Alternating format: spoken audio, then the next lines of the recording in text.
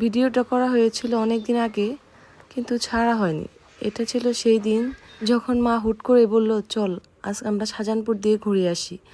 এর আগে গিয়ে আমরা দাদাকে দেখে এসেছিলাম, তখন দাদা মোটামুটি সুস্থ ছিল, কিন্তু মা দেখেনি। তো মা বলল, চল আজ আমরা গৌতমকে গিয়ে দেখে আসি।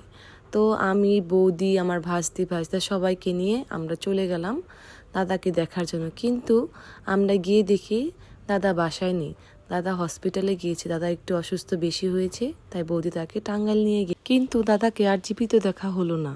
গেল বৃহস্পতিবার দাদা ইহলোকের মায়া ত্যাগ করে পরলোক গমন করেছে। ভাবছি দাদাকে আবার গিয়ে দেখে আসব, কিন্তু দেখেন মানুষের জীবনটা কত ছোট, কিভাবে মানুষ হুট করে মারা যায়। দাদা আগের দিনও হারমোনিয়াম বাজিয়ে গান করেছে। দাদা গান করতে খুব পছন্দ করত, অনেক সুন্দর গান গাইতো। আসলে দাদার মৃত্যু দেখে আমাদের সবারই বোঝা উচিত। আমার মনে হচ্ছে জীবনটা মনে হয় এই বুঝি শেষ হয়ে যাবে। জীবনটাকে জীবনের মতো করে অনুভব করি, ভোগ করি, স্বামীর সাথে সময় কাটাই, বাচ্চাদের সময় দিই, মা বাবার সাথে সময় কাটাই। কখন যে আবার আমরা কখন কে চলে যাবে আপন মানুষ, তাই সবার সাথে ভালোভাবে থাকি, যেন কোনো আপন মানুষকে হারালে তার সাথে সব সুন্দর মুহূর্তগুলো মনে করে অনেক ভালো লাগে।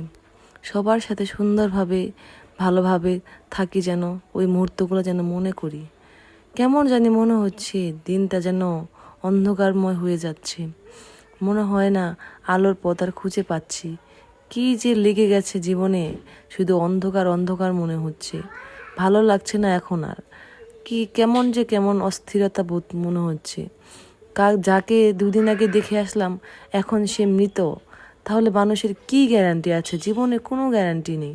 এই যে সুখ ভোগের জন্য আমরা এত কিছু করছি, এগুলো করে কি লাভ?